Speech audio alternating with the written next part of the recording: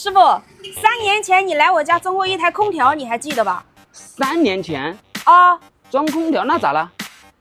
当时没有医疗强孔，那个强孔还是你打的呢。3年前打的？对，就是你打的。那咋了？我后来去医院检查，医生说我怀孕了。你怀孕了跟我打孔有什么关系呢？怎么没关系呢？只有你去我家打过孔呀，而且我给你付钱的时候，你是不是碰到我的手了？他是谁？来，过来叫爸爸。